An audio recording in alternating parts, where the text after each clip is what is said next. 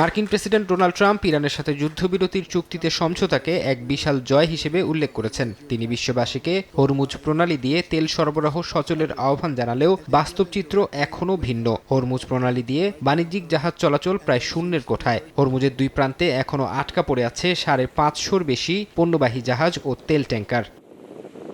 Shipping operator এবং বিমা কোম্পানিগুলোর প্রধান উদ্বেগ এখন সাগরের নিচে লুকিয়ে থাকা মাইন। যুদ্ধ চলাকালীন ইরান এই জলসীমায় ব্যাপক মাইন পুঁতে রেখেছে বলে দাবি যুক্তরাষ্ট্রের, যা পরিষ্কার করতে অন্তত 2 মাস সময় লাগবে। বিশ্লেষকদের মতে, চুক্তির রাজনৈতিক ঘোষণা এলেও সাগরে প্রকৃত নিরাপত্তা নিশ্চিত না হওয়া পর্যন্ত কোনো কোম্পানি তাদের কোটি ডলারের জাহাজ এই ঝুঁকিপূর্ণ রুটে পাঠাবে না।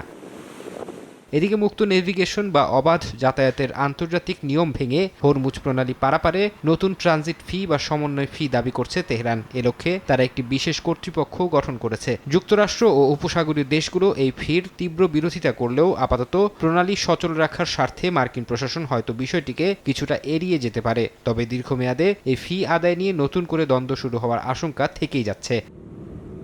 সবচেয়ে বড় বাধা হয়ে দাঁড়িয়েছে যুদ্ধকালীন বিমা বা ওয়ার রিস্ক প্রিমিয়াম। যুদ্ধের সময় এই বিমা খরচ আকাশচুম্বী হয়ে যাওয়ায় অনেক কোম্পানি হরমুজ রুটে সেবা বন্ধ করে দেয়। চুক্তি সত্ত্বেও অনিশ্চয়তার কারণে বিমা কোম্পানিগুলো এখনই তাদের প্রিমিয়াম রেট আগের জায়গায় ফিরিয়ে আনছে না। ফলে আগামী অন্তত 4 মাস এই নৌপথে জাহাজ চলাচল স্বাভাবিক হওয়ার কোনো লক্ষণ দেখছেন না সামুদ্রিক বাণিজ্য বিশেষজ্ঞরা।